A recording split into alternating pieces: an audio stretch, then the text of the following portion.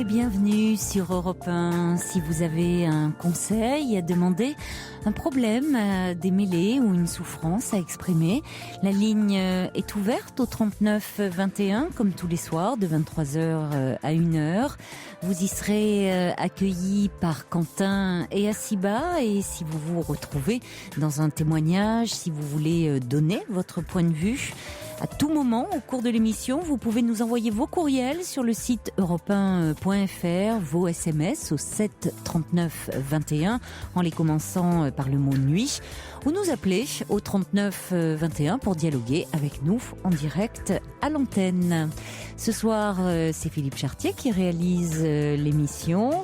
Et j'ai reçu un petit mail de Christine, comme c'est justement Quentin et Assiba qui sont là ce soir. Elle me dit: Caroline, on vous entend souvent parler de Justin, mais pas trop de Quentin et d'Assiba, qui pourtant font eux aussi du très bon travail. Alors moi, je les salue tous les trois. C'est Christine de Bar-le-Duc, et vous avez raison, Christine, ils sont tous les trois formidables, mais c'est parce que Justin va nous quitter demain soir. Alors on a un petit pincement au cœur, voilà. Mais merci pour vos félicitations, vos encouragements pour Quentin et Assiba. Ils ont eu votre mail, ils en ont été très touchés. Jusqu'à 1h sur Europe 1, Caroline Dublanche. Bonsoir Charlène. Bonsoir. Bonsoir. Oui, voilà, je vous ai appelé, voilà, pour avoir des réponses, voilà, des interrogations, voilà. Donc, c'est dans le domaine amoureux, voilà. Donc, moi, j'ai 30 ans et voilà, donc je fais des rencontres souvent, bon, voilà, et en fait, je me demandais, voilà, est-ce que vraiment les hommes, en fait, entre 30 et 35 ans, là, je me demandais ils voulaient vraiment, en fait, véritablement des relations sérieuses, ou est-ce que c'est vraiment un point de société, ou alors est-ce que simplement c'est fatakoscience. Vous avez un haut-parleur, Charlène? Pardonnez-moi de vous interrompre, mais il y a un bruit assez assourdissant autour de vous. Ah oui, peut-être la chaudière alors. Mais la chaudière? Oui. Oui, c'est un genre de ventilateur. En fait, je suis dans un patio. Dans un petit patio? Vous avez bien de la chance. Oui. C'est joli. Oui. Voilà. Et mais bon, c'est pas trop gênant parce que là, je me suis vraiment éloignée là. D'accord, ça va un petit peu mieux, effectivement. Ah voilà. D'accord. Ok. Voilà. Et donc moi j'ai l'impression, enfin même autour de moi, enfin mes amis, bon, j'ai l'impression en général, donc les hommes qui ont la trentaine, 30-35 ans, ne fassent pas véritablement de relations sérieuses, voilà. Oui, mais alors en même temps, les généralités autour des hommes vous voyez, ou des femmes qui veulent pas s'engager. Je sais pas, parce qu'après il y a que des cas particuliers, on peut dire. Mais voilà, parce qu'en fait encore je vois c'est pas que moi, c'est pas un problème qui me touche personnellement, parce que moi je vois autour de moi, oui. Voilà, donc même mes amis qui ont le même âge que moi, la trentaine et tout, c'est pareil, hein. Elles trouvent que les hommes en fait veulent que des relations intimes, familières, enfin voilà. Et voilà, et donc oui, mais alors pour si vous voulez, bon, après c'est vrai qu'on peut parler des hommes en général, peut-être d'un point de vue sociologique, les trentenaires, dire un peu ce qu'il en est, ils ne veulent pas s'engager. Maintenant, est-ce que ça va vous faire avancer, vous, dans le cadre de vos relations amoureuses? J'en suis pas certaine. C'est-à-dire, qu'est-ce qui fait? Peut-être que aussi si vous abordez la relation de façon à provoquer à provoquer l'échec, enfin à faire en sorte que ça s'arrête. C'est-à-dire avec une demande, avec une attente, avec. Oui, ouais, une attente, ça c'est sûr. Une attente, oui, parce que forcément, quand on rencontre quelqu'un avec qui il plaît, oui, on se dit pourquoi pas, oui, j'aimerais bien que ça marche. Voilà, on se dit ça au fond de nous, quoi. Oui, mais c'est bien sûr. Mais justement, au début de la relation, d'une rencontre, je ne vais même pas parler de relation, d'une rencontre, ouais. Ça peut se faire aussi avec plus de légèreté.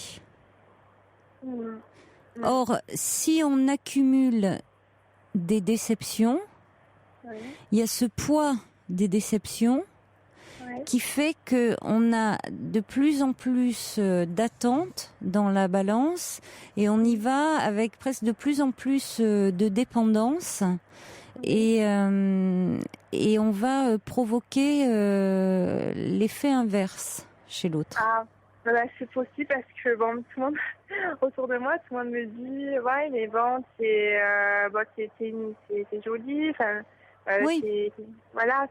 donc je ne comprends pas pourquoi tu es seule et tout, mais pour des rencontres j'en fais mais bon c'est toujours pareil, c'est toujours des hommes en fait qui veulent qui veulent pas forcément du sérieux, qui disent qu'ils ont déjà donné en gros et qui ont été déçus et qui ensuite ne veulent pas. Oui, mais vous voyez, donc ils ont déjà donné, ils ont été déçus. Alors ça veut dire que peut-être ils attendent de voir un peu. Et quelqu'un qui arrive avec une attente assez importante, ça peut faire peur. Ça ne veut pas dire parce qu'ils ont été déçus. Quelqu'un qui a déjà donné, qui a su aimer, peut aimer à nouveau. Mais il faut peut-être lui laisser le temps et lui laisser aussi le temps d'être un peu dans la légèreté au début de l'histoire. Mais c'est vrai que c'est des cas typiques en fait, mais vraiment j'ai l'impression des trentenaires et tout, parce que quand vous pouvez pas vous éloigner un peu il y a un son terrible derrière, je sais pas, on dirait qu'il y a un haut-parleur. Ah oui, c'est fou ça. Oui, je sais pas, c'est votre téléphone mais on dirait vraiment qu'il y a, comme si vous étiez dans un environnement bruyant, un haut-parleur ou quelque chose comme ça. Moi-même, par moments, j'ai un peu de mal à vous entendre. Non. J'ai cru que vous étiez dans un bar au départ ou dans un restaurant. Non. Non. C'est pas sûr, mais il y a pas trop de monde. Mais vous pouvez pas rentrer. Attendez. Vous pouvez pas être dans un endroit, oui. Et ici, là, il y a moins de bruit, je pense. Vous m'entendez mieux? Allô? Oui, on va essayer. On va essayer de faire comme ça. Oui. Ouais, parce que en fait là, je m'éloignais plus. C'est pour ça. Vous n'êtes pas chez vous là, vous êtes à l'extérieur. Oui, je suis à l'extérieur, je suis pas chez moi. D'accord. Et en fait, voilà, donc comme c'est une question qui me tenait à cœur, donc j'ai fait cliquer pour voilà. Oui. Et puis voilà, donc. Alors voilà, c'est vrai que 30 ans, c'est un âge aussi où souvent les femmes sont dans une construction, un désir de construction, notamment on voit c'est souvent l'âge du premier enfant. Il peut y avoir chez certains hommes, il peut y avoir une peur à ce moment-là, mais aussi il y a des femmes qui arrivent avec une demande un peu importante et qui finalement finissent, je vous dis, par provoquer ce qu'elles redoutent, c'est-à-dire faire capoter la relation. Je ne sais pas ce qui s'est passé dans vos précédentes histoires. Dans l'histoire, voilà, mais la dernière en date, c'était justement quelqu'un qui m'entendait très bien, mais voilà, qui se projetait pas et qui n'avait pas envie de se projeter dans l'avenir et tout, et donc moi j'avais l'impression de vouloir avancer plus vite que lui, et en fait j'étais pas une relation où j'étais pas épanouie avec lui, parce que bon. Ça a duré combien de temps? Ça a duré plus d'1 an. Quand même. Voilà. Oui, mais et voilà. C'est important un an de relation. C'est quand même un homme qui n'a pas été avec vous simplement pour une aventure. Alors quand vous dites que vous vouliez avancer plus vite que lui, c'est-à-dire Ben ouais, j'aurais voulu qu'on se mette ensemble, qu'on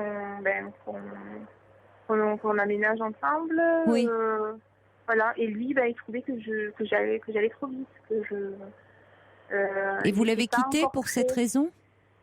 Ben oui, parce que je me disais, bon, s'il était amoureux de moi, ben il aurait. Enfin, moi, je sais que par exemple, si j'étais amoureuse de quelqu'un, ben je réfléchirais pas Pas forcément. en de temps que ça. Non, c'est pas ça. C'est votre conception à vous. C'est pas. Mais ouais. Ça vous rassure, vous? Oui, Pensez voilà. ça. C'est-à-dire que vous avez besoin de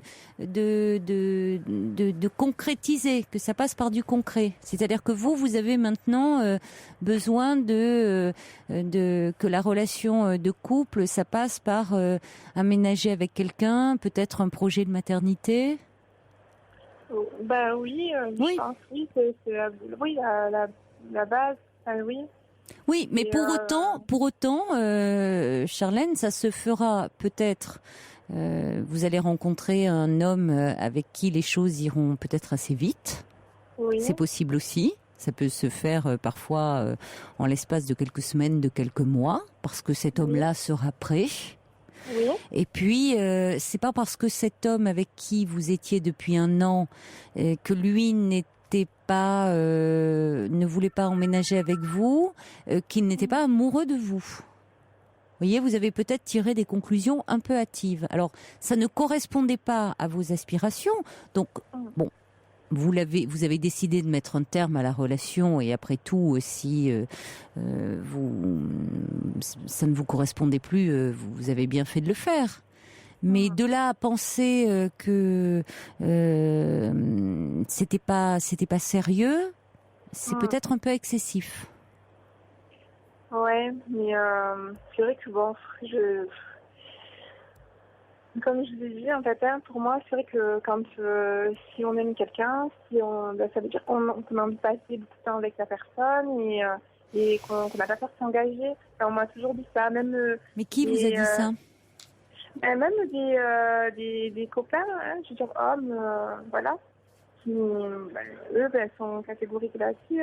Ils m'ont toujours dit, moi, de toute façon, quand j'aime pas quelqu'un, je peux rester avec la personne, voilà, on passe bon moment. Faut se méfier voilà, des gens catégoriques, hein. Ouais. Mais après, ils m'ont dit, voilà, et ils sont unanimes là-dessus que, voilà, que quand, si jamais ils tombaient sur la fille qui pensait être, voilà, la bonne, quoi, la bonne personne, ils seraient capables de faire énormément de choses par amour. Voilà. Bon. Et alors, voilà. Et je voulais avoir le témoignage pour savoir si tous les, est-ce que c'était vraiment tous les hommes, voilà, de la trentaine qui étaient comme ça. Mais oui, mais si vous partez avec un tel a priori, Charlène, ça va pas vous aider dans vos relations, hein. Non, je sais bien. Parce que si vous partez avec cette idée que tous les hommes de la trentaine ne sont pas prêts, n'ont pas envie de s'engager, alors ça veut dire quoi? Que vous allez les prendre ou plus jeunes ou plus âgés? Il y a cette perspective-là, hein. Finalement, ça peut être une possibilité. Ouais, c'est vrai aussi. Mais bon, c'est vrai que autour de moi, je vous ai dit, en fait, voilà, c'est ce que je peux observer. Bon, vous avez envie d'être conforté dans vos certitudes. Ah non, pas du tout. Donc, on aura peut-être des réactions au cours de l'émission. Je vous propose de rester à l'écoute. Mais à ce moment-là, vous aimeriez aller vers quoi? Vers des hommes plus âgés, alors? Mais eux, alors ils risquent d'être engagés, mais peut-être trop engagés. C'est-à-dire qu'ils seront en couple. Ouais, non. Par contre, là, non, ça m'intéresse pas. Ou alors plus jeunes. Plus jeunes, en fait, plus jeunes, ça m'est arrivé souvent d'être séduite par des hommes plus jeunes que moi. Hein. Mais voilà, mais de quelques années, en moins. Et voilà, mais par contre, plus jeunes aussi, ils n'ont pas aussi les mêmes centres d'intérêt. C'est pas, n'ont pas la maturité non plus qu'il faudrait. Voilà. Mais en fait, c'est vrai que l'idéal, c'est vrai que c'est entre 30 et 40 ans, quoi. Pour moi. Mais après...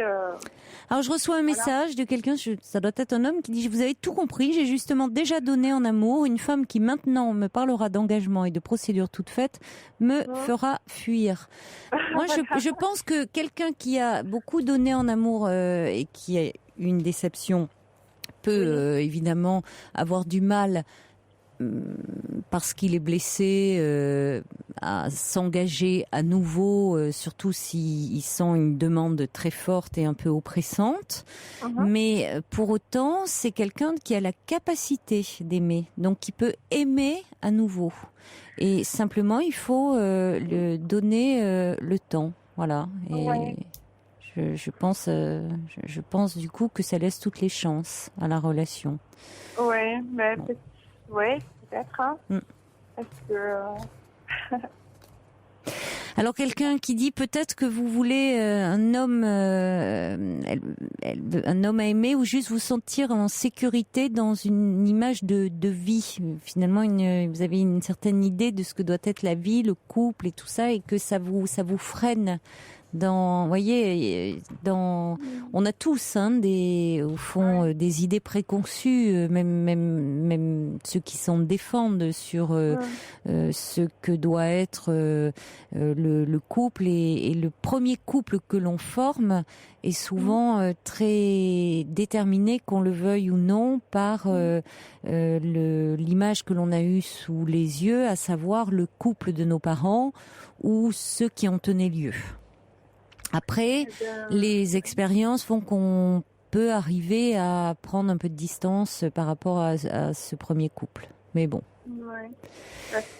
Enfin, écoutez, on aura peut-être des appels qui iront dans votre sens, ou peut-être d'hommes de cette génération-là qui vous diront qu'au contraire, ils ont envie de s'engager et donc qui vous rassureront plus tôt.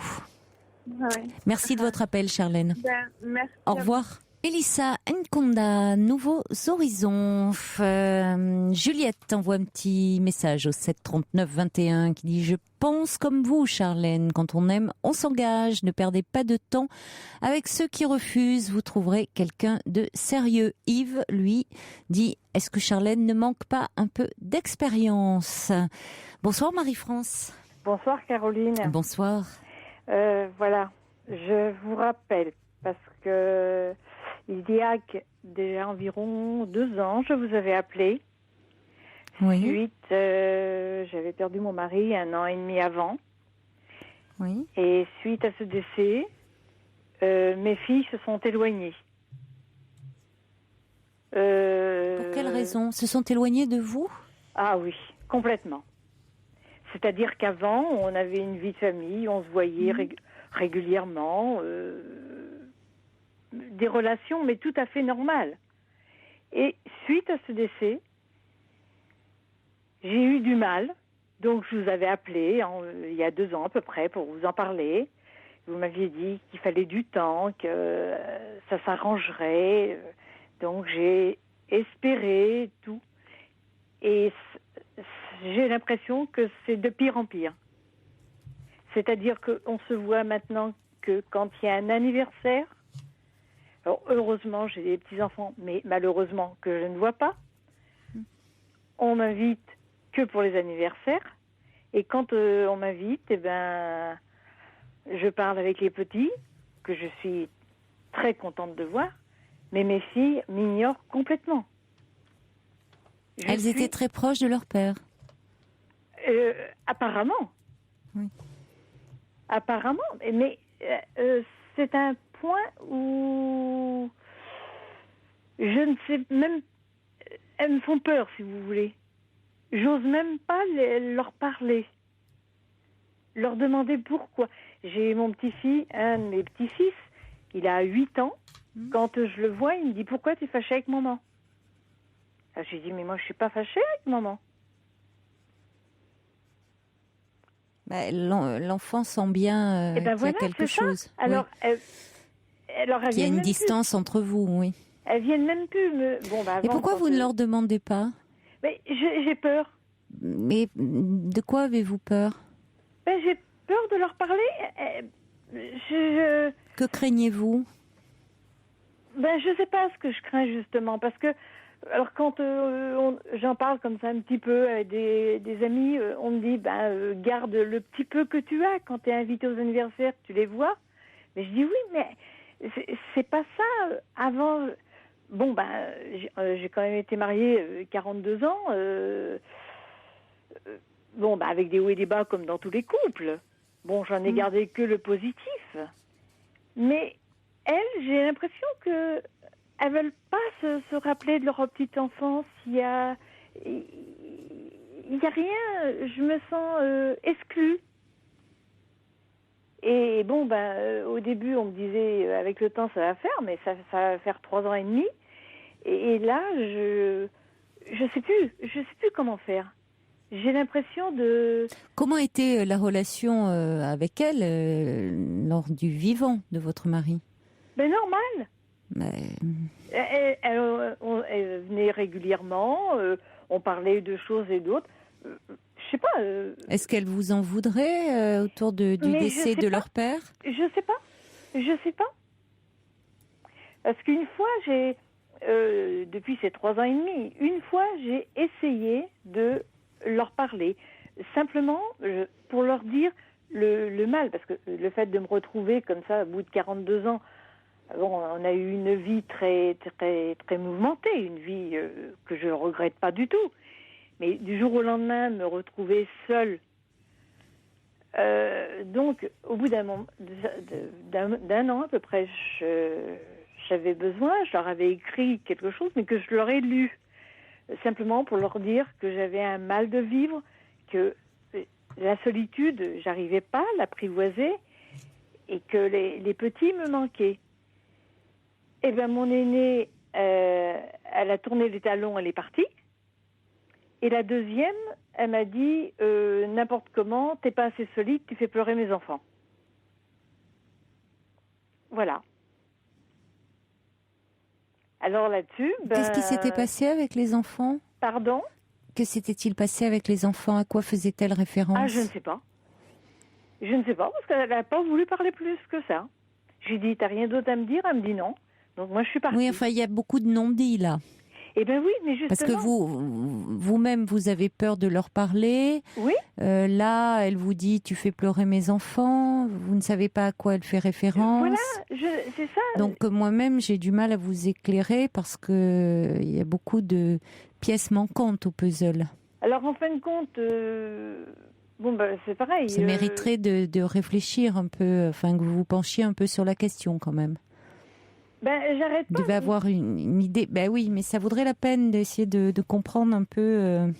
Mais je voudrais bien leur parler, mais la seule fois où j'ai essayé, elles m'ont tourné le dos. Oui, mais ce qui est intéressant, c'est que aux deux filles. Oui, c'est ça. Parce que parfois, ça peut arriver qu'il y ait un enfant qui est plus en conflit, plus en opposition. Alors, qu'est-ce qui se passe? Vous dites, vous avez une vie très mouvementée. Qu'est-ce que vous voulez dire par là? On a démarré dans la région parisienne, on était salariés, après on est parti dans le sud, après on est revenu en région parisienne, après on est parti à l'ouest. Et quelles étaient vos relations avec votre mari? On était, je sais pas, comme un couple normal, oui, mais avec des hauts et des bas, mais on était toujours d'accord quand il s'agissait de changer de région, de travail. Oui, d'accord, mais sur le fond de votre relation. Pas une vie monotone, si vous voulez, pas une vie... j'ai rien contre les fonctionnaires, mais je veux dire, j'ai pas eu une vie linéaire. On a eu des hauts et des bas. Et moi, ce qui me frappe dans c'est que au fond, vous me dites les relations avec votre fille étaient normales, la relation avec votre mari était normale, et en même temps, dans ce que j'entends, c'est que là, vous arrivez à une relation où il y a beaucoup de tension, d'agressivité qui n'est pas exprimée. Donc, il y a des choses qui n'arrivent pas à se dire. Alors, peut-être est-ce que parfois ce qui peut se passer, comme j'ai peu d'éléments, je suis bien obligée d'essayer de voir. Dans un couple où l'entente n'est pas forcément formidable, quand l'un des deux décède, celui qui reste et qui parfois après est très malgré tout très affecté par la disparition, parce qu'il y a des couples qui du point de vue des enfants notamment, voient les parents dans des rapports un peu âpres, un peu compliqués, un peu difficiles, mais c'est un fonctionnement. Malgré tout, le couple fonctionne de cette façon-là, et les enfants peuvent être surpris de voir le parent, malgré tout, très affecté par la disparition, comme vous leur avez écrit dans la lettre en disant finalement que ce qui pourrait donner du sens, c'est de voir vos petits-enfants et autres. Et vos filles, les petits-enfants qui me manquent, oui. Oui, et vos filles, du coup, peuvent mal le vivre, mal le prendre en disant je ne comprends pas très bien pourquoi. Au fond, vous vous effondrez, alors que quand du vivant de leur père, c'était pas forcément un climat très très apaisé entre vous. Ça peut être parfois c'est ce qu'on rencontre, c'est ce qu'expriment des enfants en disant pourquoi ma mère ou mon père est si mal, alors que le couple de mes parents ne s'entendait pas si bien que ça. Alors ça peut être des griefs qui sont pas formulés, mais que l'on entend. Est-ce que c'est une piste qui pourrait... Pour s'expliquer, j'aimerais bien qu'elle me fasse. Non, mais moi, j'essaye de voir, parce que, Marie-France, pour s'expliquer, pour se parler, il faut au moins être deux. Ben voilà, c'est ça. Oui, mais Marie-France, ce que je veux vous dire, c'est que de votre côté, il faut peut-être aussi que vous puissiez, vous, réfléchir. Vous avez peut-être une petite idée, des petites idées, sur ce qui a pu générer un tel écart, creuser le fossé entre vous et vos filles. Parce que souvent, la perte d'un parent, le décès comme ça d'un proche, ravive des douleurs, des blessures, des rancœurs, des amertumes de l'enfance. Pour essayer d'arranger les choses, il faudrait qu'on puisse parler. Alors que quand j'essaye, moi, de leur parler, elles veulent pas. Vous avez du mal à leur parler. Pardon ? Vous avez du mal à leur parler. Vous avez peur. Elles refusent le dialogue.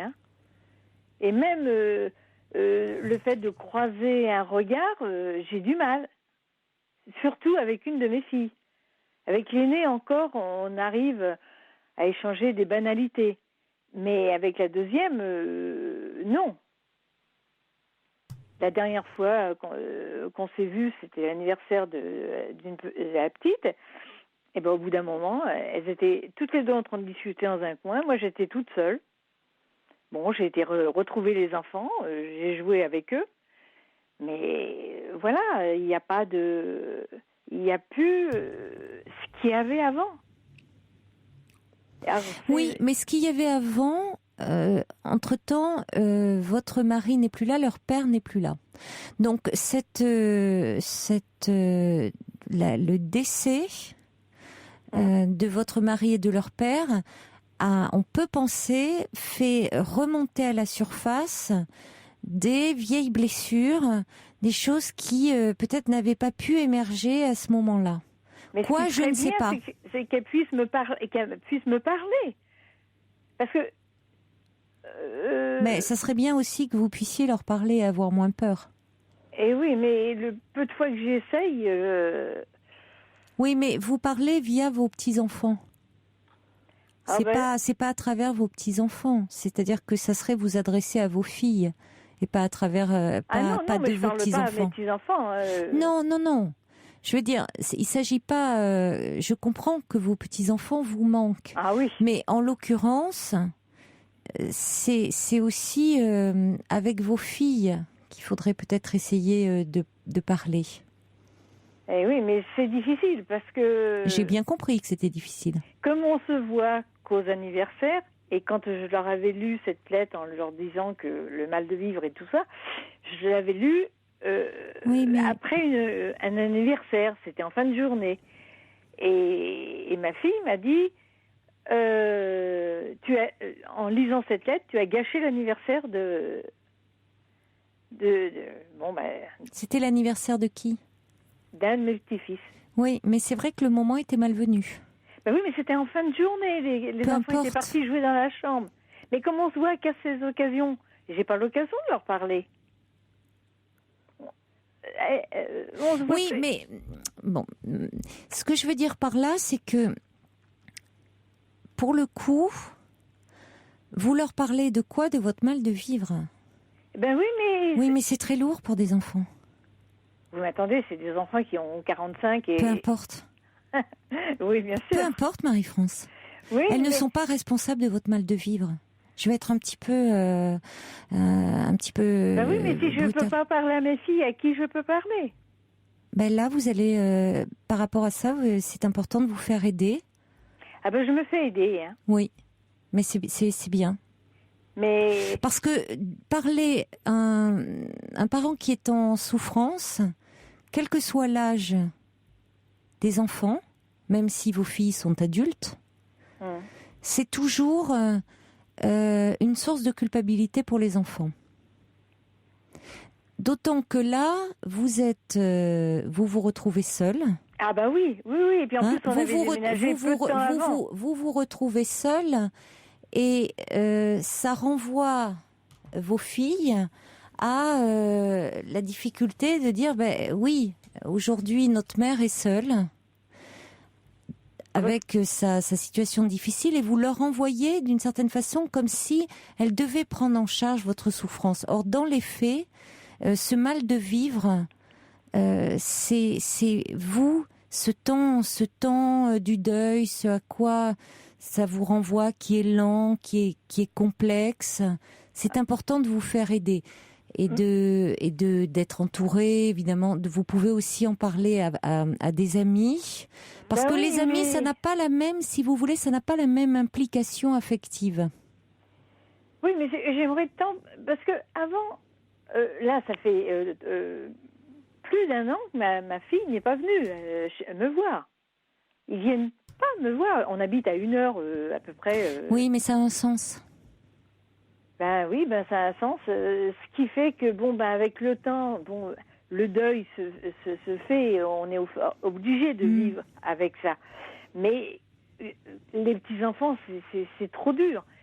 Et là, le deuil se faisant, je vois que j'ai pas de solution pour voir mes petits enfants autres que les anniversaires. Donc, mais parce que pour le moment, Marie-France, c'est que s'il n'y a pas d'une certaine façon des relations renouées avec vos filles, oui, c'est compliqué. Il y a quelque chose qui est bloqué avec vos filles. Ah oui, puis ça ne veut pas dire que ça ne peut pas revenir. Hein. Il y a quelque chose qui s'est cristallisé autour du deuil. Et parce que vos filles aussi, vous parlez de votre souffrance, vos filles, ça ne veut pas dire que vos filles aussi, de leur côté, ne sont pas en souffrance. De la perte de leur père et de... Oui, non, je n'ai pas dit que vous... Et aussi du fait de cet éloignement, de cette distance avec vous. Parce que même s'il y a de la distance et vous en souffrez hein, avec elle, c'est pas parce que les enfants... mettre de la distance avec leurs parents, qu'ils sont indifférents. C'est jamais simple de mettre de la distance. Oui, c'est-à-dire que la grosse différence, c'est que avant, on se voyait assez régulièrement, et puis d'un seul coup, du jour au lendemain, ça a été fini. Mais du jour au lendemain, c'est le jour au lendemain, c'est au décès de votre mari. Voilà, c'est ça. Oui, mais donc il s'est bien passé quelque chose. Il y a... Oui, mais oui. Alors je me dis c'est pas. Il aurait été malade, je l'aurais mal soigné, j'aurais eu des reproches. Bon, je comprendrais leur attitude. Non, mais il y a beaucoup de non-dits. Il y a des choses qui émettent. Ah bon, il y a des pièces manquantes au puzzle. Moi, c'est ce que j'entends dans votre histoire. Alors, vous faites un travail sur vous. Ça va, je l'espère pour vous, permettre aussi déjà d'être un peu moins dans. Je trouve que c'est long, hein. Oui, le Parce que- temps du deuil déjà est long et complexe. C'est aussi pour vous, ça va vous amener un peu à réfléchir à votre histoire, à l'histoire de vos filles, et puis certainement un peu à voir ce qui est en jeu, et peut-être un jour à pouvoir parler, à ne plus avoir peur, parce que moi, ce qui m'interroge, c'est pourquoi vous avez aussi peur. J'ai peur De quoi avez-vous peur? qu'elle me dise bon tu viens plus du tout aux anniversaires, on veut plus te voir. Il y a d'autres choses. Alors je me dis j'ai un petit quelque chose, je veux le garder et puis voilà. Parce que comme on se voit qu'à ces occasions, je peux pas parler et donc je me retrouve avec ma solitude. Vous pourriez parler, mais je crois qu'il y a une peur de parler et c'est compliqué. Je pense que déjà avant c'était peut-être déjà compliqué de parler. Ça me paraissait... Peut-être que vous parliez de choses et d'autres, mais finalement assez anodines.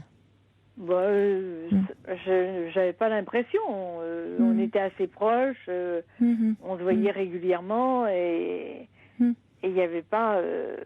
Oui, on peut se voir parfois sans parler, sans être... Quand je compare avant et après, la vie n'était pas la même. Là, Ben oui, il y a un avant et un après, je suis bien d'accord. Ouais, voilà. Je suis d'accord. Il faut continuer à travailler, réfléchir un peu de votre côté avec avec votre... Ah, mais ça, oui. Avec dur, votre thérapeute, solitude. parce que vous avez... Oui, mais la solitude, Marie-France, c'est aussi à vous essayer de voir de quelle façon vous pouvez essayer de faire en sorte qu'elle soit un petit peu moins pesante. C'est-à-dire que de toute façon, même si la présence de vos petits-enfants vous manque, à eux seuls, ils ne pourraient combler cette solitude. Donc c'est vrai que c'est un aménagement compliqué, difficile de votre vie, et c'est tout ce temps-là qu'il va falloir investir différemment. Et bon, vous allez aussi pouvoir y travailler. Bon courage. C'est très difficile. Oui, je comprends. Parce que j'en arrive à m'ennuyer. Une chose. Mais l'ennui est inévitable dans une phase de deuil. Je vais peut-être. Il y a des ouvrages qui pourraient peut-être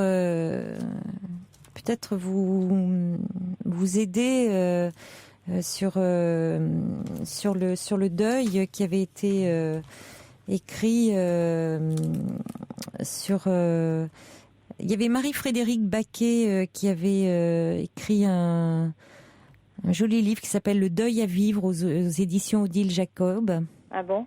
Oui, qui pourrait peut-être un peu vous aider. Me donner, quelques... Parce que c'est vrai que je voudrais... Puis il y a Christophe Fauré aussi, qui est auteur de Vivre le deuil au jour le jour chez Albin Michel. Ça pourrait peut-être vous aider.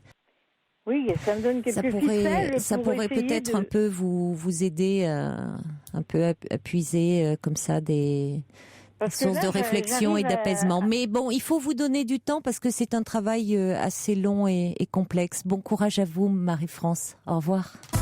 Pour intervenir dans l'émission, appelez le 39 21 34 centimes la minute.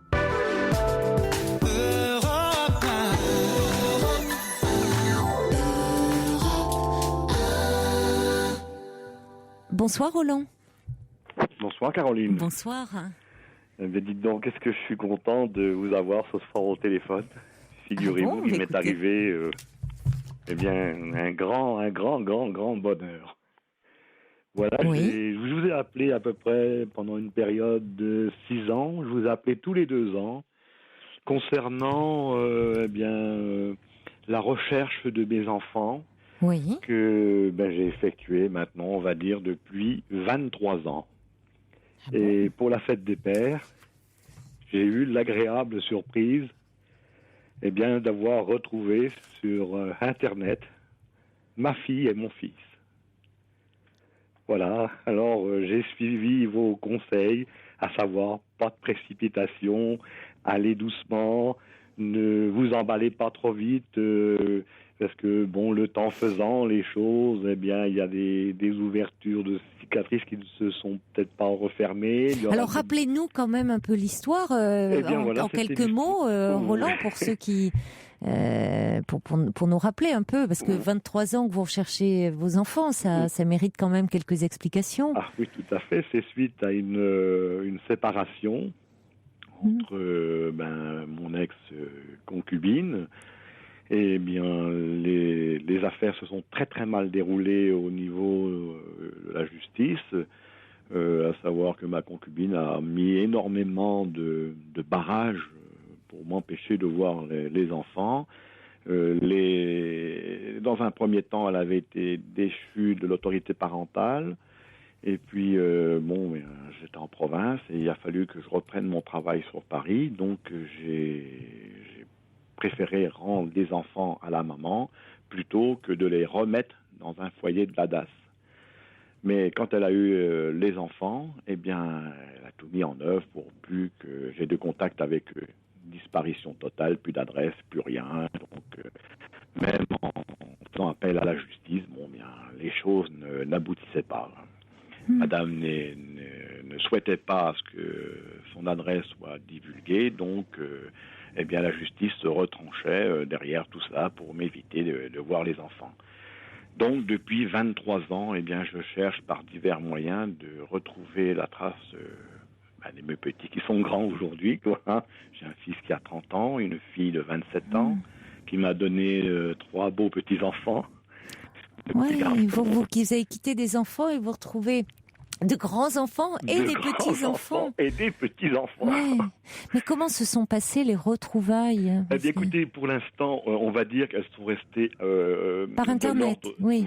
Internet et surtout au téléphone. D'accord. Comment ont-ils réagi quand ils ont appris que vous les recherchiez depuis tant d'années?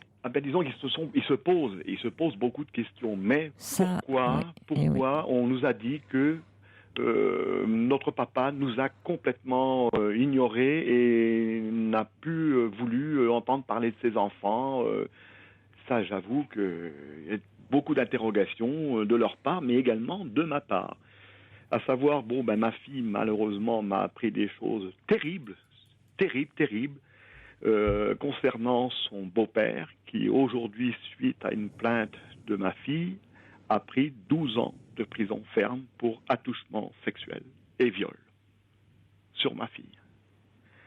Alors, je me suis posé la question, comment se fait-il que la justice ne m'ait jamais tenu au courant d'aucune sorte de ces choses?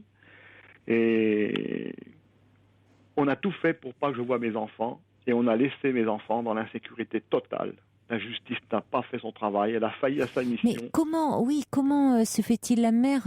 Il n'y avait pas d'échéance d'autorité parentale? On savait que vous faisiez des recherches. Eh bien, absolument pas. Donc la mère avait fait croire que vous aviez disparu de la nature. Il y avait les dossiers, il n'y a pas eu. C'était dans des juridictions différentes et c'était pas.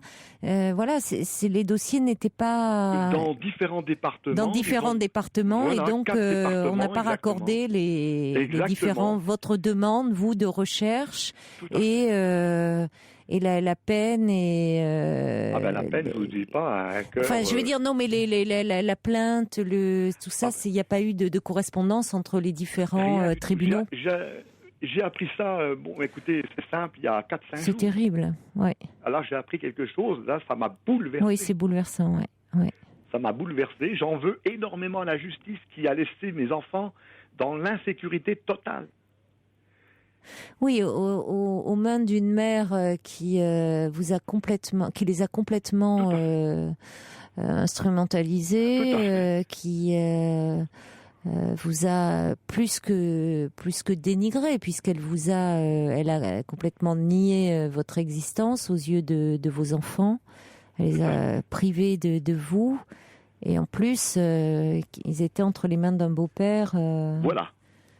Alors ma fille m'a raconté que quand elle ne cédait pas à son chantage de coucher, il la battait et il l'enfermait à peu près 1 semaine dans un placard. Il la sortait uniquement pour qu'elle mange et après elle retournait dans le placard. Mais la mère n'a pas été poursuivie pour complicité? Ben non, que voulez-vous? Non. Puis maintenant, bon, c'est ce monsieur, il a encore 2 ans, je crois, à faire en prison. Et donc, vous voyez, ça donne me sentir encore à bon compte. Voilà. Encore une fois, voilà, elle a tout fait pour pas que je voie mes enfants. Et puis, cette affaire-là est arrivée. Je suis encore complètement bouleversé par tout ce qui s'est passé. Bon, aujourd'hui, ma fille a trouvé une certaine stabilité avec un jeune homme qui a l'air bien d'aplomb. Bon. Et bon, ses enfants sont magnifiques. Elle m'a envoyé des photos. La petite a 5 mois. Elle a des enfants, d'accord, elle a une petite fille. Tout à fait.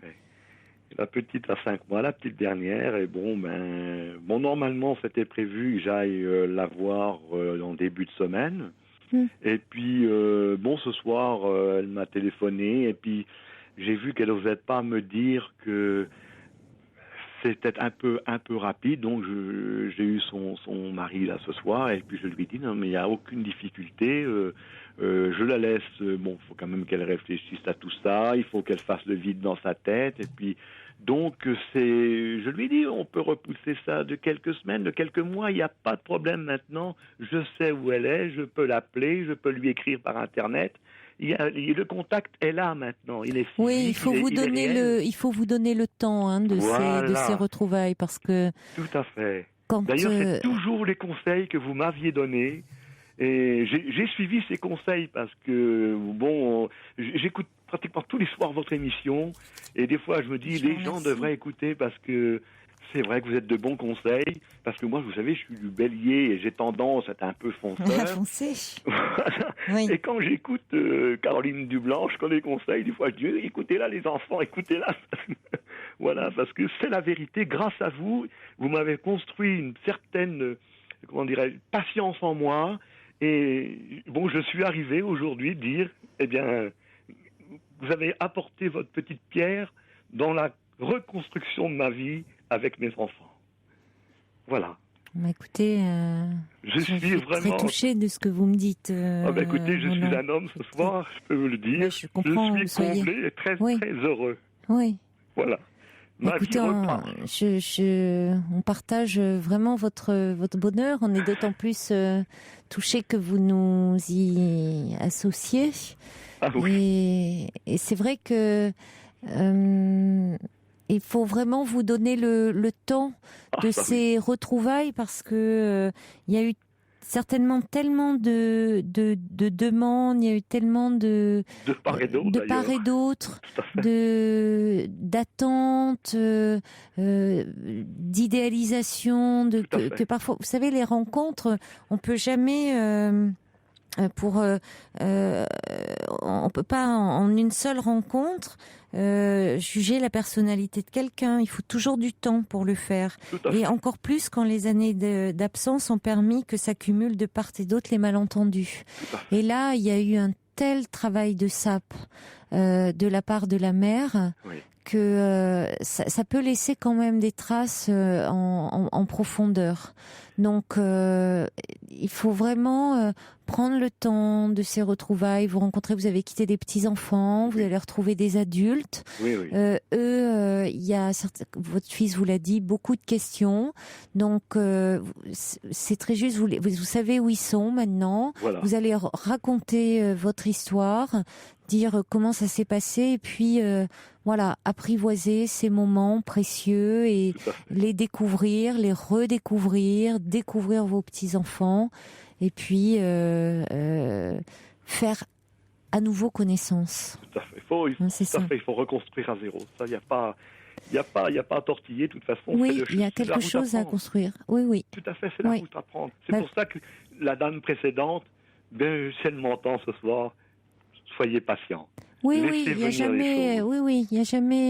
Il peut y avoir des liens comme ça qui s'éloignent, qui se distendent un peu, mais il n'y a pas. D'ailleurs, vous avez raison de le dire. Il n'y avait pas, Marie-France, il n'y avait pas une rupture totale de lien. Le lien était quand même maintenu. Tout à fait. Mais écoutez, merci beaucoup, Roland, et on vous souhaite de belles retrouvailles en famille. Vraiment. Je vous remercie beaucoup. Je vous remercie beaucoup. En tout cas, ça m'a fait beaucoup de bien de tous vos conseils et puis de vous parler ce soir. Mais Et c'est surtout de vous vous, annoncer cette belle nouvelle, quoi.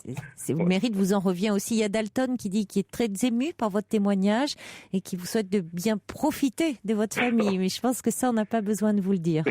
Hein, savourez bien. Tout à fait. Au revoir. Merci beaucoup, Caroline, et je vous souhaite une bonne soirée et à tous les auditeurs. Merci. Au Merci revoir. beaucoup à vous aussi. Au revoir.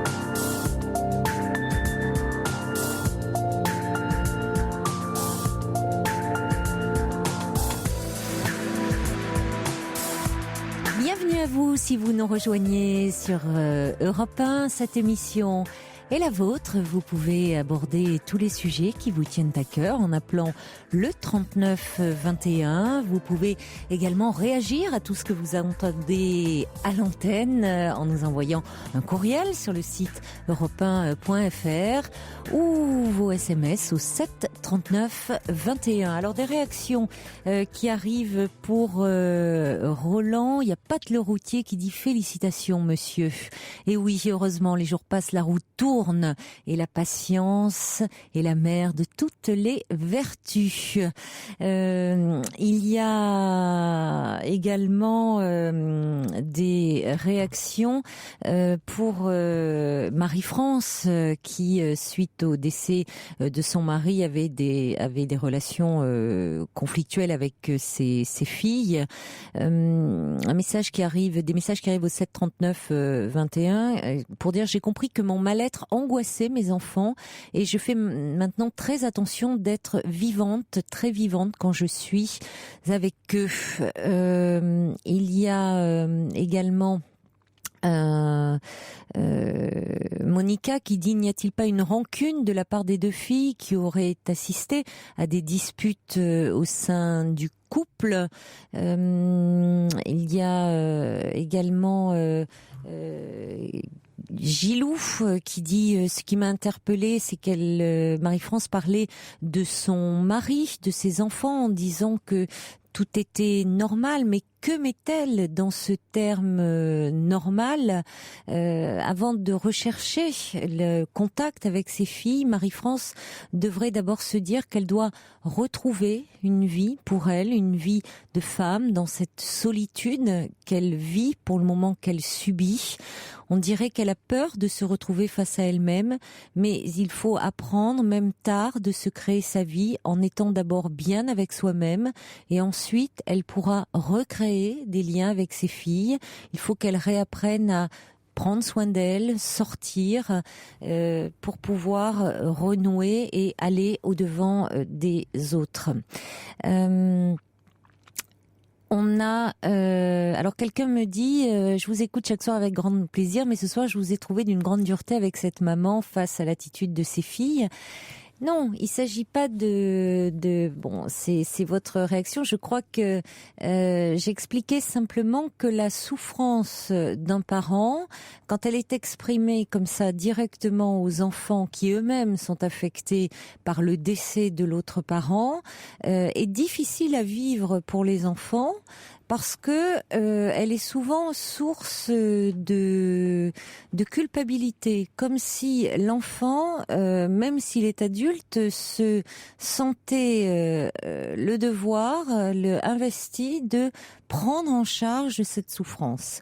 Or, à moins que le parent soit complètement amoindri physiquement dans un grand âge avancé et que là, il est d'un devoir d'humanité de s'occuper de ses parents, là, on n'était pas dans ce cas-là. C'est important de retrouver, comme le dit Gilou, aussi du sens à sa vie pour soi-même. On ne peut pas demander à ses enfants d'être pris en charge et que les enfants prennent en charge une souffrance morale. Qu'est-ce que j'avais d'autre comme... alors, oui, des messages pour la première jeune femme, Charlène, qui se demandait si les hommes de 30-35 ans pouvaient finalement ne voulaient pas s'investir. Alors, il y a Isaac qui disait il ne faut pas oublier que lors d'une rencontre, nous projetons très souvent, consciemment ou non, nos attentes, et celles-ci peuvent effrayer l'autre, qui arrive également avec ses valises. Alors faisons simple, soyons plus légers. Il y a Nina qui dit « J'ai moi-même fait des rencontres gâchées car justement... j'avais un trop plein d'attentes. » Et puis j'avais un message, je crois, de Moon avec sur ce sujet qui dit que d'a priori sur les relations amoureuses, vous semblez vouloir connaître la fin de l'histoire rien qu'en regardant la couverture du livre de votre vie.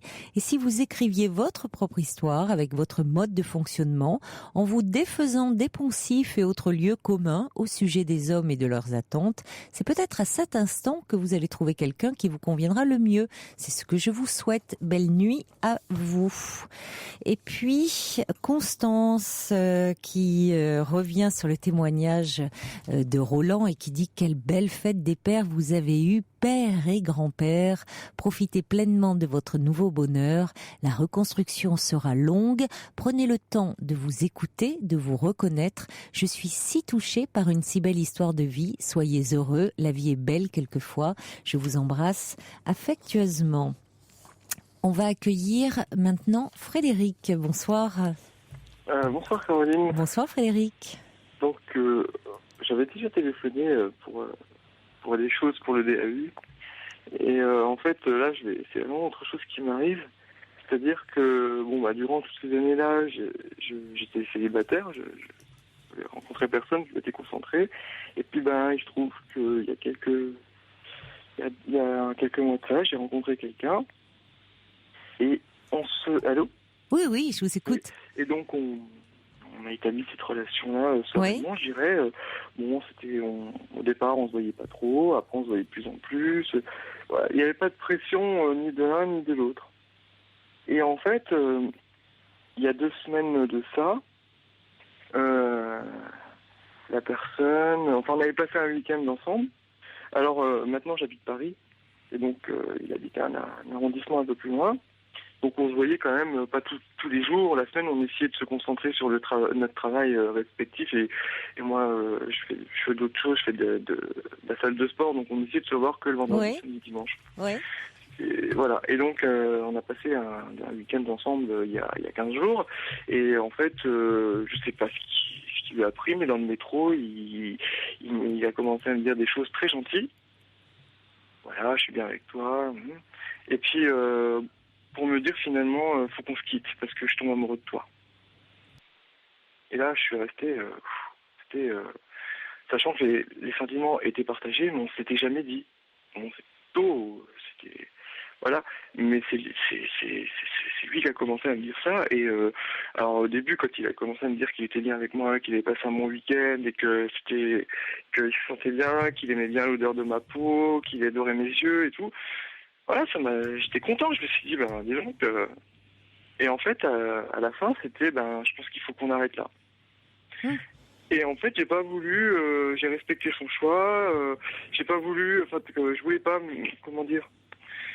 Moi, j'ai une certaine fierté aussi qui fait que je me suis dit, si c'est ton choix, ok, pas de souci, on se voit plus. Mais je lui ai quand même dit, sache quand même que les sentiments étaient partagés.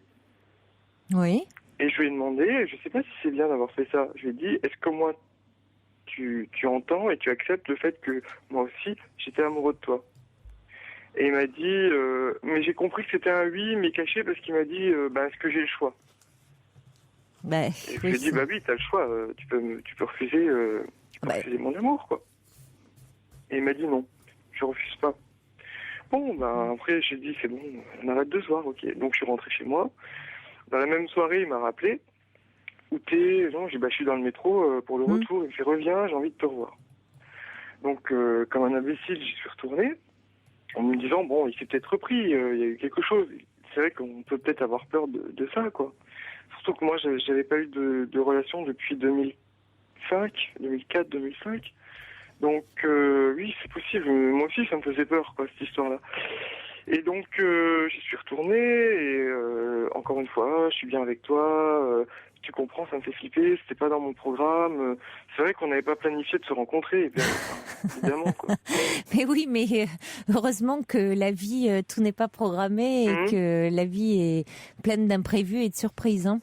Bon, et puis donc, au bout d'une demi-heure, il m'a redit la même chose, faut qu'on se quitte. Non, j'y arrive pas, c'est pas la peine, ça me fait flipper. Donc cette fois, je suis parti et j'étais en colère et j'avais effacé tous ses coordonnées parce que j'avais peur de le rappeler, parce que quelque part, il me laisse pas insensible. Et moi, je suis pas enfin, je pense que voilà, ça sert à rien de courir après quelque chose qui est impossible. Oui. Et ça s'est passé. Au bout de 4 jours, il m'a rappelé. Oui, qu'est-ce que tu fais? Tu penses à moi? Est-ce que tu as rencontré quelqu'un? Comme si, voilà, en claquant des doigts, on oubliait, quoi. Et j'ai dit, mais non, non, parce que c'est toi que je veux. Donc, pour le moment, bah, j'attends que ça passe, quoi. Si ça prendra le temps que ça prendra, et puis c'est tout. Mais je dis, en attendant, comment je vais dire ça? Enfin, en attendant, je dis ouais, je suis un peu démonté, quoi. Je dis parce que j'ai jamais entendu qu'on quittait une personne parce qu'on l'aimait. Je dis si c'est. Il m'a dit. Ça peut arriver, ah bon, oui, oui. Enfin, quand j'en parle auprès de moi, les gens me disent que c'est quand même une drôle d'excuse. Et donc il me dit non, mais voilà, j'apprécie beaucoup quand t'es là, machin et tout. Et je lui ai dit bah on se revoit quand? Alors tu veux qu'on se revoie? Bah on verra. Bon d'accord. Et hop, bon bah là salut, au revoir. Il me rappelle le dimanche. Ouais, je veux que tu viennes, je suis pas bien, j'ai besoin de toi, j'ai besoin de câlins et tout, je veux te voir. Machin. Bon, j'y suis allé, super bien passé, on est allé au restaurant, on a mangé et tout. Et à la fin, il était 22h30 et il me dit ouais, bah je préfère que tu rentres chez toi et qu'on se revoit plus. Bon, et là, il va pas vous faire tourner en bourrique comme ça sans arrêt. Hein. Voilà, je me dis, va falloir un peu. Problème, oui, bah écoutez. Mais j'arrive pas à me raisonner. Et alors, je suis rentré et il m'a rappelé hier. Oui. Et il me dit, ouais, je suis bien avec toi. Même là maintenant. Il va peut-être pas falloir accourir à chaque fois qu'il vous appelle, hein, Frédéric. Et en fait, bah voilà. Et ce matin, j'ai envoyé un message parce qu'il y a un film qu'on voulait voir ensemble, parce que je lui en avais parlé. C'était un film que j'adore, c'était Delis Paloma de Nadir Moknesh. Ils l'ont passé ce soir sur Arte. Et je lui avais dit, mais écoute, ça tombe bien, ce soir il passe Delis Paloma sur Arte, ce serait bien qu'on le voit ensemble, c'était un film qu'on voulait voir. Et là, il m'a répondu, bah non, j'ai pas le temps, je dois aller voir un vernissage et un défilé de mode, donc je peux pas. Bon, après tout, je me suis dit, c'était prévu, donc j'ai pas dû en vouloir, quoi. Et donc, j'ai dit, bon, bah d'accord, ok, je regarderai tout seul. Et il m'a rappelé à 20h pour me demander si je lui en voulais qu'il vienne pas. Donc non, je t'en veux pas. En fait, si, je lui en veux, mais j'ai pas envie de lui montrer ça. Donc, et pourquoi? Parce que je me dis, c'est un sentiment personnel, et j'ai peur enfin, je veux pas lui mettre la pression. Non, mais enfin, vous avez quand même le droit aussi d'être vous-même dans cette relation. Donc, entre mettre la pression et être vous-même dans la relation, c'est différent. En fait, j'ai l'impression qu'il a tellement peur que je veux pas le braquer plus que ça. Je veux le laisser venir à moi sans lui mettre la pression. Et, oui, le laisser venir, c'est une chose, mais il s'agit pas non plus que ça soit lui qui mène complètement la danse. En fait, c'est ce qui se passe. Or, pour le moment, c'est ce qui se passe. C'est là finalement, je décide, je suis bien, mais là, je suis plus bien. J'arrête de te voir. Tiens, si finalement, j'ai envie de te voir à nouveau. Puis alors, vous venez. Oui, là, non, vous n'êtes pas non plus un pantin ou son jouet. Ben voilà. Donc, il faut qu'il sente que ça résiste aussi un peu quand même, hein, parce que vous lui avez fait part de vos sentiments. Il vous appelle. Vous lui dites, non, je peux pas passer à autre chose parce que je suis très amoureux. Donc attention aussi qu'il n'en joue pas.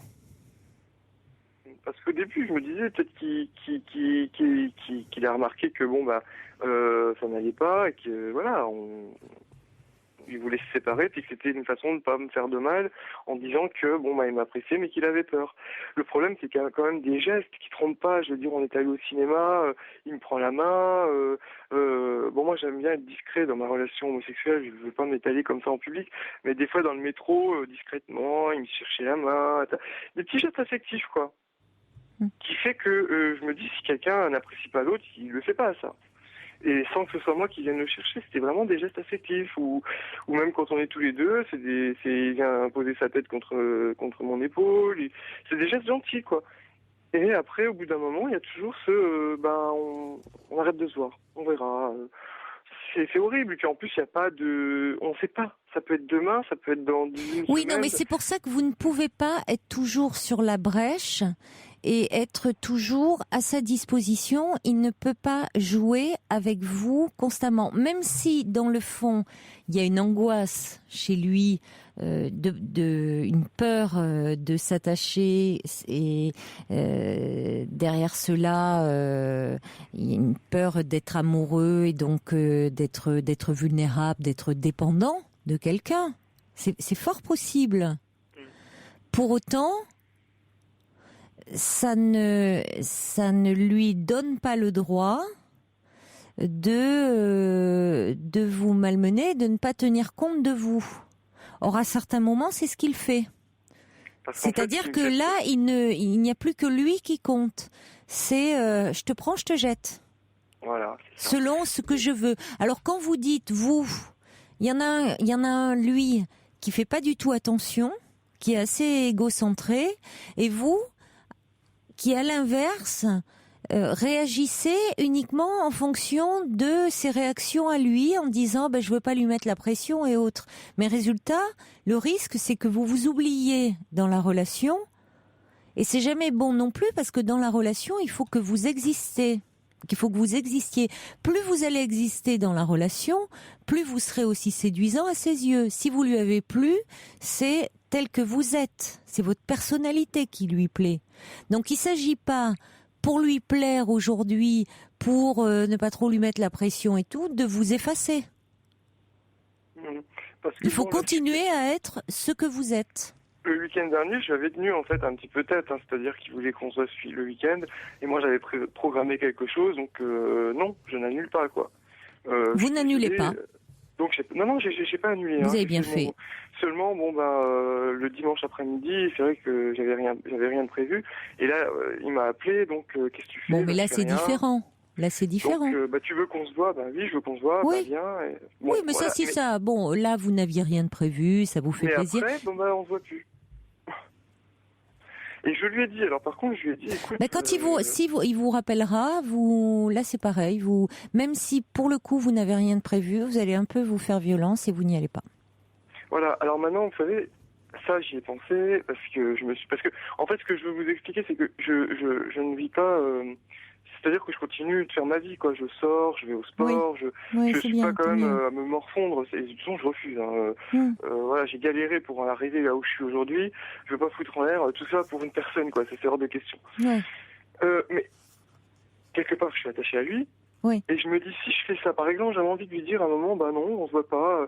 Mais en fait, c'est pas, c'est un peu enfantin, mais je me dis, et si jamais il s'en fout et qu'il me dit, mais s'il s'en fout, mais s'il s'en fout, écoutez, ça montre que à la limite, autant ne pas perdre votre temps dans une histoire qui de toute façon n'aurait pas été très loin.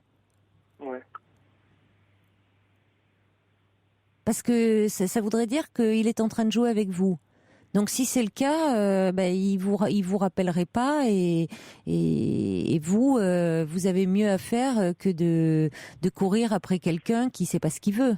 Parce que moi je lui ai carrément dit que voilà, je ne comprends pas sa peur, étant donné que non, mais ça c'est autre chose, hein. Sa peur, elle est liée à son histoire, la peur de s'engager, la peur de tomber amoureux. Vous n'êtes pas là pour l'analyser, hein. Non, c'est pas ça, mais par exemple, parce que je lui dis, écoute, c'est pas comme si j'étais en train de t'appeler tous les 10 minutes. C'est vrai que la semaine, c'est lui qui appelait. Non, mais être amoureux, c'est un état qui peut faire peur parce qu'on perd de sa liberté, on devient dépendant affectivement. Non, mais on est à ce moment-là, on n'est plus vulnérable parce que on devient dépendant de quelqu'un et on se dit cette personne peut peut aussi ne plus être là, nous quitter. Il y a des angoisses d'abandon qui peuvent ressurgir. Donc, c'est pas si simple que ça, l'état amoureux. Alors, quand des gens qui sont bien sécurisés peuvent être amoureux sans que ça leur pose trop de problèmes, pour d'autres, c'est plus compliqué. Bah ouais, parce que en fait, ce que je veux dire, c'est que bon, j'écoute tous les soirs votre émission et j'entends bien des gens qui des fois, quand ils sont dans amoureux, appellent sans cesse, des milliers de messages qui ont eu. Nous, c'était pas ça. Hein. C'était bon, on s'était mis d'accord que la semaine, moi, j'avais mes occupations, j'ai pas envie de les arrêter. Je suis bénévole dans des endroits et donc c'était comme ça. Donc moi j'ai jamais été celui qui envoie des messages tous les 10 minutes. C'était bon par exemple le vendredi soir on se voit samedi, oui, et on passait le samedi et le dimanche ensemble. Et après on faisait ce qu'on voulait la semaine. Voilà, je veux dire, j'ai jamais. Non mais j'ai bien compris, hein, Frédéric, que c'était pas lié à votre comportement, c'est lié à sa problématique à lui. Et ça vous n'y pouvez rien.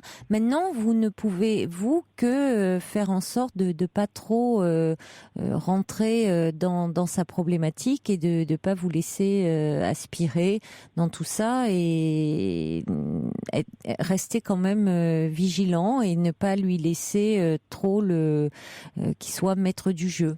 Voilà, parce que sinon, pour le moment, heureusement, ça ne vous fait pas souffrir. Vous arrivez à mener votre vie, mais il ne faut pas que dès qu'il appelle, vous soyez présent. D'ailleurs, c'est ce que vous dit First Lisa, qui dit: je vous conseille de pas le voir à chaque fois qu'il le souhaite. Vous n'êtes pas son objet. Il semble jouer un peu au chat et à la souris. Tenez bon. Et puis un message aussi qui dit, il y a toujours la phrase qui dit: tu me suis, je te fuis, tu me suis, je te suis, et ça se vérifie souvent. Coco qui dit: n'y allez plus, Frédéric, à chaque fois il vous mène en bateau, car il sait que quand il veut vous voir, vous courez, il fait un peu le yo-yo avec vous. Ouais, je pense ça. Bon, donc vous avez cette distance qui vous permet de ne pas accourir dès qu'il appelle, et c'est ce qui va continuer à vous rendre aussi séduisant à ses yeux. Hein.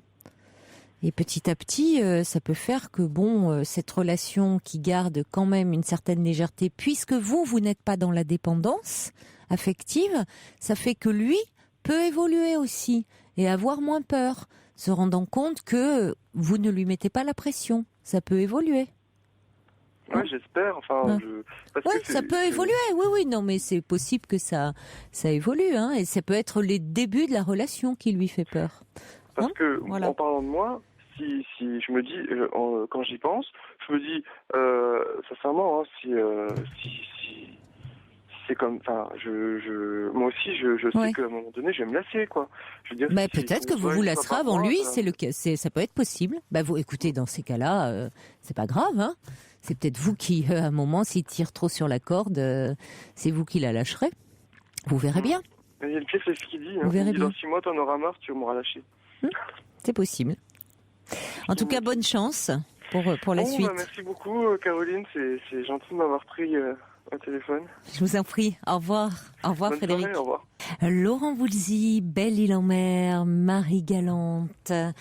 Un petit message de Jeanne pour Frédéric qui dit: vous n'êtes pas un Kleenex jetable, encore moins un jouet.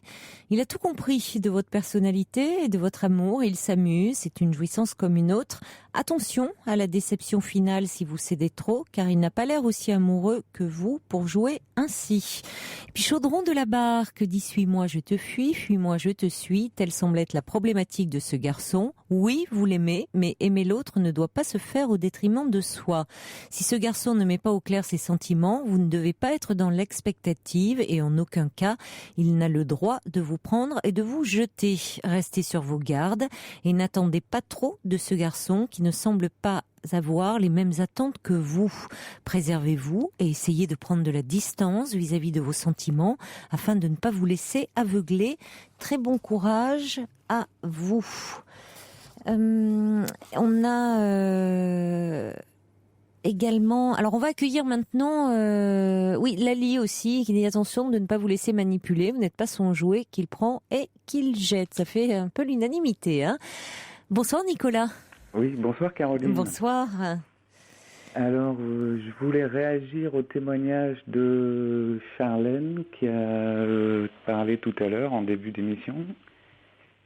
Alors Charlène, oui, qui se demandait si la génération des hommes de 30 ans, 30-35 ans, ne voulait vraiment pas s'engager Voilà. Alors, dans les relations amoureuses. Moi, je me situe un tout petit peu au-dessus puisque j'ai 37 ans. Oh, à Mais, peine. je crois que donc je fais partie de cet ensemble de personnes qui par nature a envie de s'engager. Mhm. Voilà, j'ai fait 2 tentatives par le passé, une qui a duré 4 ans et une qui a duré 10 ans. Si les choses s'étaient présentées d'une autre façon, j'aurais déjà des enfants, il y aurait eu peut-être un mariage. Voilà, et je voulais dire que en ce qui concerne, par exemple, mes frères, c'est à peu près pareil, quoi. C'est aussi des gens qui s'engagent.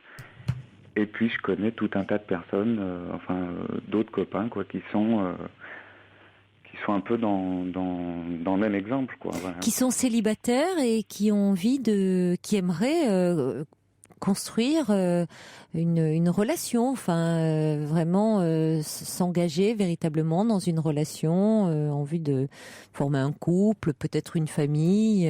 Alors les gens auxquels je pense, ils sont déjà engagés. Ah, ils sont déjà engagés, vos amis, d'accord, vos copains, sont oui. déjà engagés, qui ont eu aussi des histoires avant, des périodes de célibat et qui sont à nouveau engagés dans des relations, et il y en a un qui est paxé, l'autre qui vient d'avoir un enfant, encore un autre, il y a tout plein de nouveaux parents, quoi, dans ma génération. Donc je crois que c'est signe quand même d'un engagement. Oui, donc ça montre que dans cette génération-là, il y a des gens qui ont envie de s'engager. Hein. Ben oui, je crois que... Et vous, alors les femmes que vous avez rencontrées jusqu'à présent, c'était des femmes qui avaient quoi, 30, 35 ans Ah non, la première, elle avait une vingtaine d'années, moi j'en avais une vingtaine aussi, et la seconde, j'avais 25, elle en avait 20, ça a duré une dizaine d'années, donc on s'est séparés il y a 2 ans. Voilà. D'accord. Oui, vous vous investissez à chaque fois vraiment beaucoup dans vos relations. Ah oui, moi j'aimerais avoir des enfants un jour, alors je crois que il faut un peu s'investir. On va vous présenter Charlène. Je crois qu'on n'habite pas dans la même région avec... Oh, mais ça, tu sais qu'une question de distance. Oui, effectivement. Donc. Moi, je vous taquine un peu en disant ça, mais Charlène désespérée de ne pas rendre. Elle avait l'impression que tous les hommes de votre génération ne voulaient pas s'engager. Donc je vous remercie déjà, Nicolas, d'avoir pris la peine d'appeler pour. J'espère que si Charlène est à l'écoute, de dire que attention. Aux généralités, il y a forcément des personnes. C'est en général une période de la vie où justement on se pose et on construit. Alors peut-être, c'est vrai, je disais, c'est un peu l'âge du premier enfant aujourd'hui pour les femmes. Ça dépend après ce qu'elles font, si elles ont fait des études supérieures ou pas. Un peu d'un point de vue sociologique, mais alors ça peut en effrayer certains au départ, si elles arrivent déjà en parlant de bébé dans les premières semaines, les premiers mois d'une relation, ça peut peut-être un peu faire peur. Ça peut en effrayer certains. Oui, ce qu'on peut comprendre d'ailleurs, mais même d'ailleurs des hommes qui pourraient avoir envie d'enfant, mais pas forcément se sentir le couteau sous la gorge. Vous voyez, dans les débuts d'une relation, il faut laisser du temps. Et en même temps, là aussi, il y a parfois une rencontre qui fait que ça devient une évidence et où les choses peuvent se faire très naturellement et assez vite. Ben oui, non. Ou des personnes qui vivent chacun de ces célibataires, ou même parfois des personnes, on voit autour de soi des amis qu'on considérait comme célibataires endurcis, et puis qui se rencontrent, et puis on est surpris de les voir emménager quelques semaines ensemble, quelques semaines plus tard après leur rencontre. Bon, donc et c'est ce qui est formidable, parce que c'est ça, la vie est pleine de surprises et de rebondissements, hein. Voilà, exactement. Pour peu qu'on laisse aussi cette possibilité d'ouverture, parce qu'il y a des alors je crois aussi que ça veut dire qu'on est peut-être prêt à ce moment-là aussi. Mais il y a des gens qui disent qu'à ce moment-là, ça devenait pour eux une évidence. Alors que j'en parlais encore avec quelqu'un qui me disait qu'il avait enchaîné les échecs amoureux, des galères sentimentales, et puis qu'il avait rencontré quelqu'un, et que là, ça lui avait vraiment semblé une évidence. Et quelques semaines après, qui a emménagé avec cette personne. Et du coup, ça continue. Ah oui, ça continue. C'est formidable. Voilà. Oui. Donc, oui, ça continue. Donc, ça montre, je crois qu'il faut jamais rien fermer, hein. Exactement. Et comme vous dites, la vie est pleine de surprises, et c'est ce qui la rend passionnante aussi. Oui. Voilà, je voulais juste dire à cette jeune femme qu'il fallait, là, elle est peut-être tombée sur pas nécessairement sur la bonne personne, mais qu'en tout cas, il y a des gens de notre génération qui sont prêts à s'engager. Ouais, dans ma dernière histoire, par exemple, tout à l'heure vous avez parlé de distance. Moi, j'ai dû suivre ma copine à l'étranger, justement. On avait commencé une relation à distance, elle dans son pays, moi dans le mien. Comme j'avais l'exemple d'un copain qui avait eu comme ça une relation à distance pendant 3 ans, et puis ça a débouché sur un mariage, je m'étais dit, tiens, c'est jouable, quoi. Il s'est avéré que j'ai suivi cette fille dans son pays et que ça n'a pas fonctionné à la fin. Mais voilà, je crois que j'avais fait preuve de volonté, quoi, pour... Ah oui, vous aviez envie pour m'engager, de la suivre au bout du monde. Voilà, sachant qu'elle m'avait aussi un petit peu fait quelques difficultés. J'avais essayé de m'accrocher, vous avez tenté, en tout cas. Comme ça, vous n'avez pas de regrets, hein. Voilà. Un peu quand même, mais bon, ça sera c'est normal quand on est à la fin d'une histoire, mais ça laissera la place à une prochaine et belle rencontre, hein. Voilà. Au revoir, Nicolas. Merci beaucoup d'avoir témoigné. Je vous en prie. Merci, Caroline. Au revoir. Au revoir. Pour intervenir dans l'émission, appelez le 39 21 34 centimes la minute.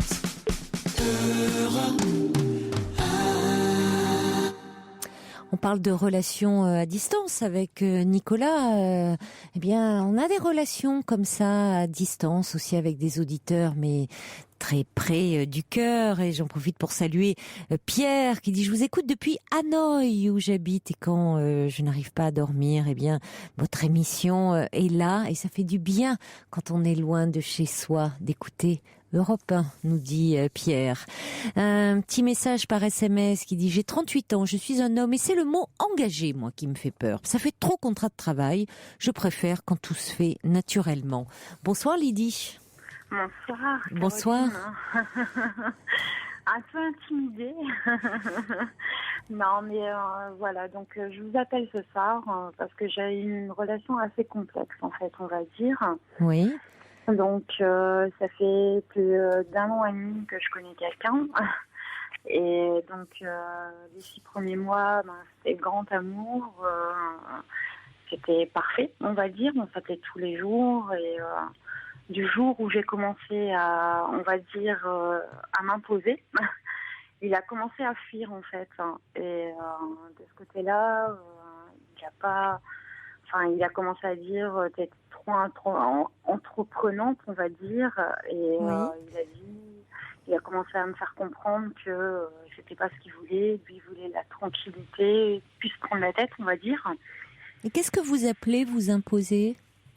C'est-à-dire que j'ai commencé, on va dire, à m'imposer, façon de parler, à commencer un petit peu à dire ce que je pensais. Il y avait des situations, c'est une situation assez complexe, on va dire. Lui, il est en instance de divorce depuis 2 ans. Et donc, je l'ai rencontré, et c'était le grand amour au départ. Vous pouvez bien parler dans le combiné, s'il vous plaît? Oui. Vous m'entendez? Pas très bien. Moi, je vous entends très bien. J'essaie de pas parler dans le combiné. J'essaie de pas parler trop fort non plus. Et donc, il a commencé à dire qu'il n'avait pas envie de prise de tête. Oui. Il avait plus envie de se prendre la tête avec quelqu'un, qu'il avait assez mal vécu, on va dire, sa séparation. Oui. Et donc, depuis ce temps-là, on s'est séparés pendant 2-3 mois. Mm-hmm. Et il m'a proposé, en fait, on va dire, un genre de sex friend, on va dire. Donc, j'ai un peu accepté. Ah oui, oui, ça c'est les relations où on est amis sexuels, amants. Oui. En fait, on est très complices. Oui. On est vraiment, vraiment en phase, on va dire. Mais j'ai l'impression, au fur et à mesure du temps, ça fait plus de 5 mois qu'on continue cette relation. Il vient, on va dire, 1 fois par semaine chez moi, quand mon fils n'est pas là, en fait. Et ça se passe super bien. Et à chaque fois que j'essaye de lui faire comprendre que j'aimerais un peu plus, il se braque. C'est pas qu'il se braque, mais il en parle. J'essaie de lui faire comprendre que mes sentiments sont toujours les mêmes qu'avant. Et passe à un autre sujet de conversation, en fait.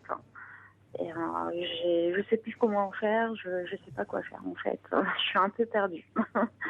Je comprends, oui. Donc vous voyez 1 fois par semaine?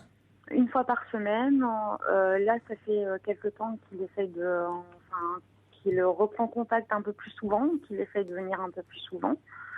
Et j'ai l'impression qu'il est bien avec moi, mais il m'appelle pas, il m'appelle 1 fois de temps en temps. C'est devenu assez distant. Oui. Et moi, c'est quelqu'un à qui je tiens beaucoup. Je suis restée avec 10 ans avec quelqu'un, en fait, et c'est la première fois où vraiment j'ai l'impression que je peux aller de l'avant, mais je sais pas comment engager les choses. J'ai l'impression qu'il est resté sur sa vie passée, on va dire. Et il a dit j'ai plus envie de prise de tête, j'ai plus envie de... Oui, c'est clair, oui. De toute façon, ça montre bien que vous le dites vous-même, Lydie. 6 premiers mois de relation, grand amour, oui. À partir du moment où vous ne demandez rien. Oui. À partir du moment où vous vous affirmez dans la relation, où vous commencez à avoir certaines attentes, certaines exigences, là, il n'y a plus personne. Non. Et il vous met le contrat en main? Oui. C'est-à-dire, il vous dit, on va être des sex friends. C'est-à-dire, qu'est-ce qu'il vous dit? Qui veut bien une relation avec vous, une relation faite de complicité, de sexualité.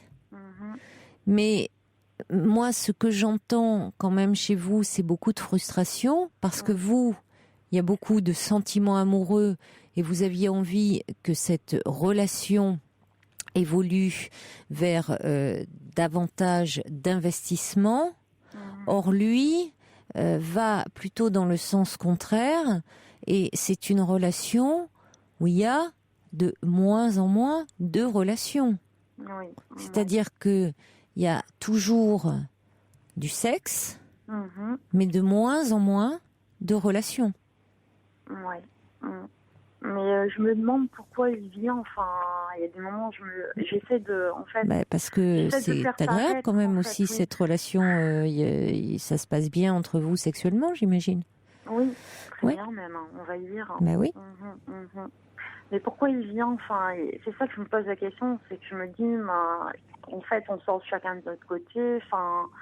c'est une relation, il y a pas d'engagement, il y a rien. Ben voilà.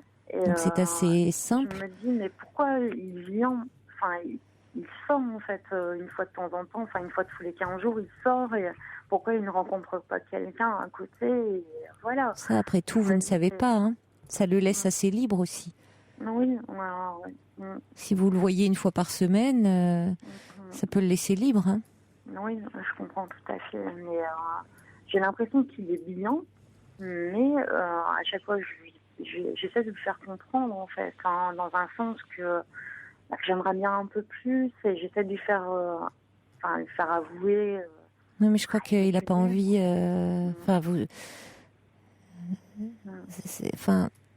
Vous pouvez lui dire, lui redire, mais dire que si cette relation, moi, je crois que le problème, c'est quand c'est peut-être au moment où il vous a proposé de devenir des sex friends, de dire moi ça m'intéresse pas.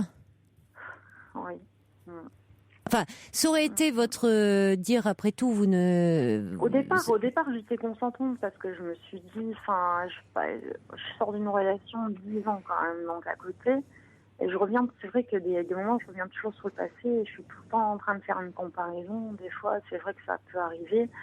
Et que, voilà, et je me laisse pas faire, en fait. Maintenant, je me suis dit, pendant 10 ans, j'ai été, on va dire, très, on va dire, oui, je laissais un peu tout faire. Et je me suis plus affirmée, en fait, maintenant. Je me laisse plus faire. Et maintenant, je me dis, je me laisse plus faire. Et c'est la personne à côté qui me dit, t'as un sale caractère, c'est un peu spécial. Et je me dis, mais... C'est lui qui vous dit que vous avez un sale caractère ? Oui, c'est même pas un sale caractère, c'est que je me laisse pas faire, en fait. Et, en fait, la première fois où j'ai vraiment parlé avec sérieusement, il m'a dit que j'étais pas quelqu'un pour lui, déjà d'une part, que j'étais trop bien pour lui, et que, et qu'il, lui, dans son état en ce moment, il n'était pas prêt à avancer, ça c'est clair. Mais je me dis, mais pourquoi tu viens, quoi ? On aurait pu rester, on était restés amis au départ, et après on est parti sur cette relation un peu ambiguë, on va dire. Mais parce que vous le dites aussi, vous êtes en tant que sa maîtresse, ça lui convient très bien. Mais il ne veut pas aller au-delà. D'accord. Si vraiment il voulait s'engager, il me l'aurait dit. Oui. En fait. Oui. Même si c'est un homme. Comment ? Même si c'est un homme. Oui, non, ça n'a rien à voir. C'est-à-dire que là, quelque chose qui démarre comme ça, c'est pas très bon signe à partir du moment où vous affirmez dans la relation et où il y a eu cette marche arrière et où à chaque fois que vous abordez le sujet, il n'écoute pas, il fait en sorte de ne pas entendre, il tient pas compte de vous. C'est-à-dire, c'est quand même très égocentrique, hein. C'est lui. Lui, il vient, il prend ce qui lui fait plaisir. Mais que vous, y ait de la frustration dans cette histoire et qui risque au final de finir par vous rendre insatisfaite, malheureuse, parce que certes vous avez, oui, mais j'entends. Parce que vous avez ce que vous partagez avec lui, c'est de la sexualité, mais de moins en moins de relations, je le répète. Et quand il y a du sentiment amoureux, c'est pénible à vivre à force. Ouais. Je sais que je suis pas quelqu'un de très, on va dire très câline. Non, mais arrêtez de vous remettre en question là-dedans. Ça l'arrange, cet homme. Pourquoi vous vous auto-flagellez là ? Non, mais c'est pas ça. C'est que après, moi, je me dis, je sais que je suis. Maintenant, en fait, c'est vrai que je me braque un peu plus. Mais c'est normal. Vous lui en voulez ? Non, oui, je lui en veux, oui. Ça serait bien que vous lui en vouliez un peu, oui. Oui, je lui en veux même beaucoup, en fait. C'est que. Alors peut-être que à un moment, si vous arriviez à lui dire, bon, moi cette histoire, j'ai essayé, mais cette histoire ne me convient plus. voilà, j'ai eu une relation avec toi, mais si au moins on pouvait sortir, mais se voir par rapport au début de cette histoire qui a démarré les 6 premiers mois très fort, avec beaucoup d'intensité, où ça démarrait très fort entre nous, et puis aujourd'hui on en arrive, on a une complicité, on fait l'amour une fois par semaine ensemble, on se voit une fois par semaine, ça me convient plus, je préfère en rester là. Peut-être. Vous pouvez aussi avoir la bonne surprise de voir que cet homme va vous dire que ça va lui manquer, que vous allez lui manquer, et de dire il peut y avoir aussi cette possibilité-là. Mais en tout cas, continuez dans cette relation, si ça vous convenait, si au fond cette relation, sortant d'une relation de 10 ans, faite de complicité, de sexualité, que vous permettez, vous, de vivre, d'avoir du plaisir, de la féminité, si vous n'étiez pas amoureuse comme vous l'êtes, très bien. Mais vous pouvez avoir la surprise que cet homme vous dise, se rende compte qu'il est plus attaché à vous qu'il ne le pense. Pourquoi pas? Mais peut-être aussi que il va dire voilà, il a décidé d'arrêter, on arrête. Hein. Mais je pense qu'il faut que vous pensiez à vous avant tout. Je comprends tout à fait. Le pire, c'est que on se voit plus avant plus d'un mois, puisque moi je pars en vacances, puis il y a ses enfants la première quinzaine de juillet. Oui. Et je le voyais un peu quand il est parti ce matin, en fait. Il était, il m'a dit, amuse-toi bien, mais voilà, quoi. Enfin, je le sentais qu'il était. Vous n'allez pas le voir, là, oui. Oui, là, pendant un mois, et je me dis, tu verras bien si je te manque ou si je te manque pas. Enfin.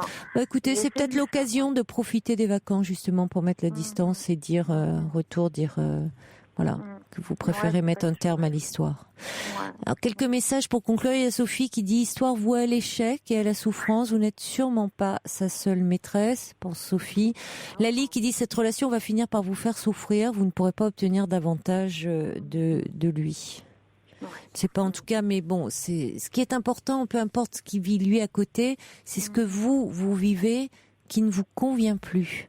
Et il vaut mieux, vous savez, que ça vienne de vous. Arrivez-vous à mettre un terme à cette histoire, Lydie, plutôt que là vous avez l'impression de subir et vous subissez, c'est pas bon. Donc aussi reprendre vous les choses en main, reprendre le cours de votre vie. Bon courage, Lydie, et bonnes vacances. Merci, c'est gentil. Au revoir. Merci de vos conseils. Bonne soirée à vous. Au revoir, Lydie. Au revoir. Il est 1h. Vous écoutez Europe 1. Tout de suite, les informations présentées par Pierre Courade. Bonsoir, Pierre.